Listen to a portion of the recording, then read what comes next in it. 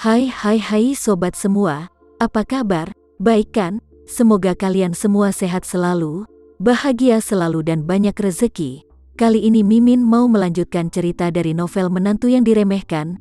Semoga cerita ini bisa menghibur kalian semua ya, dan bisa menemani hari-hari kalian semua. Oh iya, jangan lupa bantu like dan komen ya biar Mimin tambah semangat uploadnya. Kalau begitu yuk langsung saja ke ceritanya, cekidot.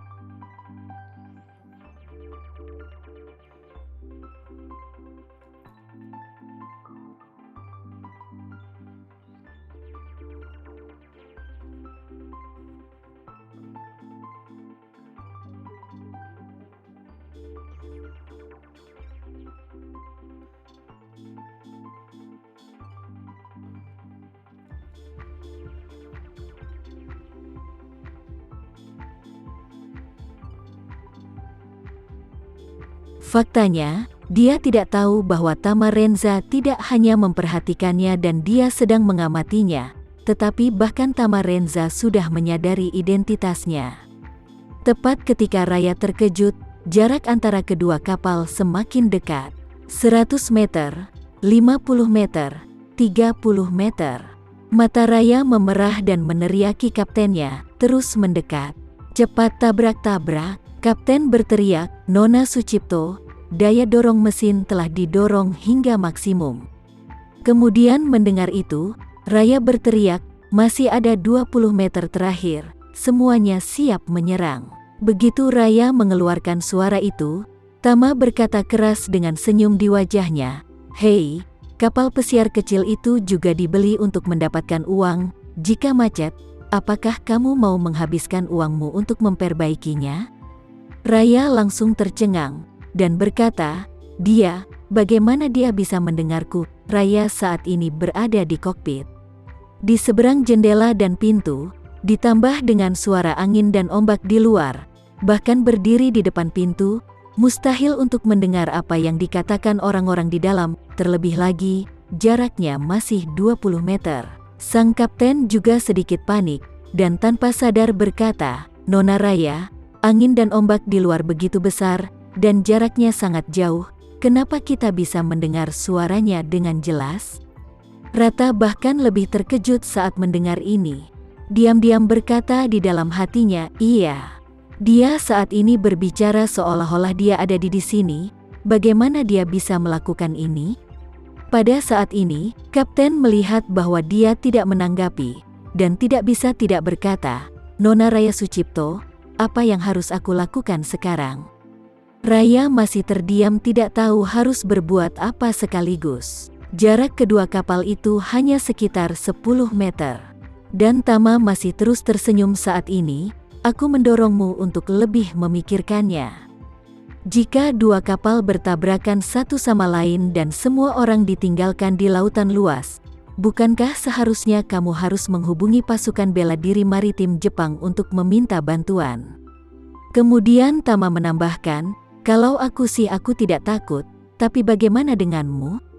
Ada tahanan kelas berat di kapal yang menjadi buron saat ini.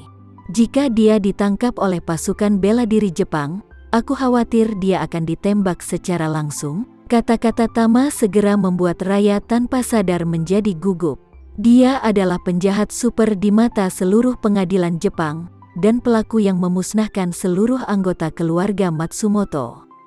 Jika pasukan bela diri maritim Jepang benar-benar dipanggil setelah tabrakan, dia pasti tidak akan bisa kabur. Selain itu, jika orang Jepang mengetahui bahwa dia telah melarikan diri dari penjara dan hukuman, mereka pasti akan mengawasinya dengan penuh dan tidak akan pernah memberinya kesempatan kedua untuk melarikan diri. Memikirkan hal ini, Raya menggertakkan giginya dan berkata dengan suara dingin, sialan. Perlambat, mepet saja, jangan ditabrak. Kapten menghela nafas lega dan dengan cepat mengambil rem darurat. Mata Raya saat ini penuh dengan kebencian dan tekad kuat untuk balas dendam, dan dia dengan dingin berteriak kepada orang-orang di sekitarnya, kalian ikutlah denganku. Bagaimanapun, Rayalah yang memimpin tim ini, mereka lalu bergegas keluar dari kokpit dan langsung ke sisi kapal. Saat ini, kedua kapal hampir bertabrakan, dan rata berdiri di depan pagar di sisi kapal, dan hanya berjarak 35 meter dari Tama yang berada di dek seberang. Dia bertatap muka dengan Tama lagi, mata Raya dipenuhi dengan kebencian padanya. Dia mengertakkan gigi dan berteriak dingin, "Nak, kamu mau melarikan diri kemana sekarang? Kali ini kamu tidak akan pernah memiliki keberuntungan seperti itu. Jika aku tidak mengambil nyawa anjing sepertimu hari ini, maka jangan panggil aku Raya." Mendengar itu Tama Renza tertawa dan berkata dengan gembira, "Hei gadis kecil, apakah kamu selalu begitu temperamental? Atau apakah karena hidupmu terlalu menyedihkan? Jadi ketika kamu tumbuh besar, membuat amarahmu semakin buruk? Hahaha." Raya memarahi dengan marah, "Jangan konyol denganku. Jika kamu memberitahuku namamu dengan jujur, aku bisa membuatmu tetap utuh. Jika tidak, kamu akan hancur berkeping-keping saat ini juga." Tama tersenyum dengan acuh dan berkata, "Hei anak kecil, menurutku kamu masih muda, cantik dan energi, jadi jangan hanya mengatakan hal-hal seperti hantu yang menakutkan. Bukankah lebih baik bersikap lembut? Kamu ingat, gadis yang lembut adalah yang paling disukai pria. Dengan karakter harimau betina sepertimu, kemungkinan besar kau akan mati sendirian. Apa yang kamu bicarakan?" Raya menunjuk ke arah Tama dan mengertakkan giginya, "Nak, setelah kamu mati, aku akan menjahit mulutmu dan membiarkanmu menjadi bodoh di kehidupan selanjutnya." Tama lalu tersenyum main-main, "Kalau begitu lihat apakah kamu memiliki kemampuan untuk membunuhku? Jika kamu memiliki kemampuan itu, kamu boleh membunuhku. Silakan lakukan apapun yang kamu inginkan. Tetapi jika kamu yang tidak memiliki kemampuan ini, maka akan kamu harus membiarkanku memberikan hukuman padamu." Raya lalu memelototinya dan berteriak, "Pergilah ke neraka." Setelah berbicara, dengan satu tangannya yang mengepal di pagar, seluruh orang itu tiba-tiba melompat setinggi beberapa meter, dan bergegas menyerbu ke arah Tama dengan seluruh kekuatannya. Tama saat ini masih berdiri di dekat pagar dengan senyum menghina di wajahnya. Raya memanglah seorang master top milik keluarga Sucipto, tapi master yang dia maksud adalah master bagi orang biasa. Bagi Tama, keahliannya pada dasarnya sama seperti nenek-nenek di jalanan yang tidak bisa menahan ayam yang berlarian. Dengan kata lain, ini seperti lelucon di game online. Tama yang saat ini berada di kelas atas di level 100 dalam game, sementara itu di level bawah tidak ada perbedaan nyata antara pemain level 10 dan pemain level 1. Untuk yang berada di 100 level, pemain yang memotong level pertama hanya membutuhkan 1 pisau, pemain yang memotong level ke-10 juga hanya membutuhkan 1 pisau. Namun, Raya tidak tahu bahwa dia benar-benar menghadapi master terhebat seperti Tama saat ini. Dia melompat ke dek kapal yang Tama tumpangi, dan melihat bahwa Tama telah berdiri tak bergerak di dekat pagar. Dia ingin mencengkeram tenggorokannya secara langsung. Namun ia tidak menyangka bahwa Tama Renza yang selama ini selalu tenang, mundur selangkah di saat kritis, dan langsung lolos dari serangan Raya. Tama bisa saja melangkah maju dan menggunakan percepatannya untuk menaklukkannya, tapi dia tidak berencana melakukannya. Di matanya, Raya sama seperti anjing susu kecil yang ditemui di jalan.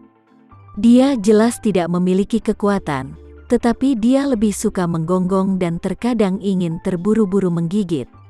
Walaupun karakter anjing perah mungil jenis ini sangat menyebalkan, namun kuncinya adalah ia memiliki nilai nominal yang cukup tinggi. Akibatnya, dia jadi punya ide untuk menggodanya. Selain itu, Tama melihat Raya yang tertinggal dan mengikuti beberapa bawahannya. Orang-orang ini sudah mulai memanjat pagar dan naik ke kapalnya. Jika dia telah menghabisi Raya sekarang, yang lain akan melihatnya. Pasti berbalik dan lari, jadi dia mungkin juga menunggu mereka semua naik kapalnya sendiri, dan kemudian memberi mereka kendi untuk menangkap penyu. Memikirkan hal ini, Tama terus mundur beberapa langkah, membiarkan Raya mengejarnya. Saat Raya mengejarnya, orang lain juga bergegas. Melihat ini, dia tersenyum puas di wajahnya. Karena mereka semua ada di sini, maka aku tidak akan melewatkannya sama sekali. Setelah itu, dia tiba-tiba sepertinya telah mengubah seseorang, dan seluruh tubuhnya meledak dengan aura yang mencengangkan. Rata adalah penguasa keluarga dalam dan telah mengembangkan kekuatan batin yang baik, jadi dia segera merasakan momentum yang dilepaskan dari Tama, dan seluruh orang itu tiba-tiba terpana.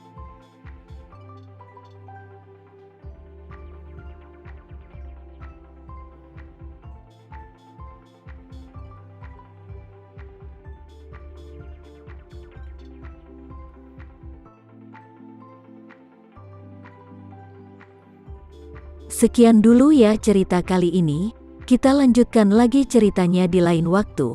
Oh iya, bagaimana menurut kalian? Semoga bisa sedikit menghibur kalian semua. Jangan lupa like, share dan komen ya. Untuk teman-teman yang baru nonton jangan lupa subscribe-nya.